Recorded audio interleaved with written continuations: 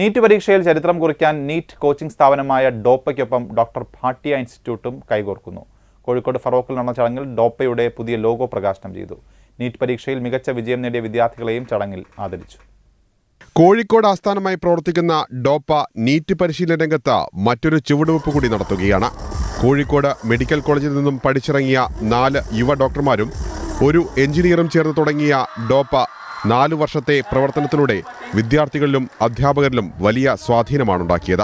ഇതെല്ലാം കണക്കിലെടുത്താണ് രാജ്യത്തെ പ്രമുഖ നീറ്റ് PG വിദ്യാഭ്യാസ പരിശീലന സ്ഥാപനമായ ഡോക്ടർ ഭാട്ടിയ ഇൻസ്റ്റിറ്റ്യൂട്ട് ഡോപ്പയുമായി കൈകോർക്കുന്നത്.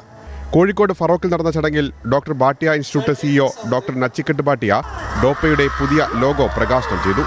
ഡോപ്പ ഫൗണ്ടർമാരായ doctor Niyas Paloth, doctor Muhammad Asif, doctor Ashiq Zainuddin, doctor Jamsheed Ahmed, Muneer Marakkar തുടങ്ങിയവർ ചടങ്ങിൽ പങ്കെടുത്തു. കേരളത്തിൽ മാത്രം ഒതുങ്ങി നിന്നുകൊണ്ടിരുന്ന ഒരു പ്ലാറ്റ്ഫോം എന്നുള്ള നിലയിൽ നിന്ന് നമ്മളൊരു ഓൾ ഇന്ത്യ പ്ലാറ്റ്ഫോമിലേക്ക് ഗ്രോ ചെയ്യാണ്.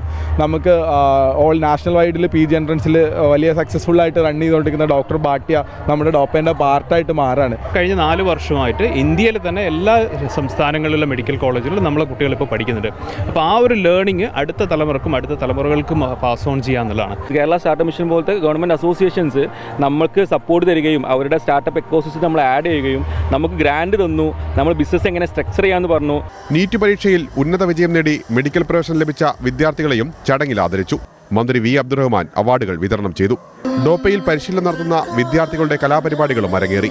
1000-ലധികം വിദ്യാർത്ഥികൾ തങ്ങളുടെ പരിശീലനം വഴി രാജ്യത്തിന്റെ പല ഭാഗങ്ങളിലായി ഇതിനകം മെഡിക്കൽ പ്രവേശനം നേടിയതായി ഡോപ്പ അധികൃതർ പറഞ്ഞു. ഏഷ്യാനെറ്റ് ന്യൂസ്, കോഴിക്കോട്.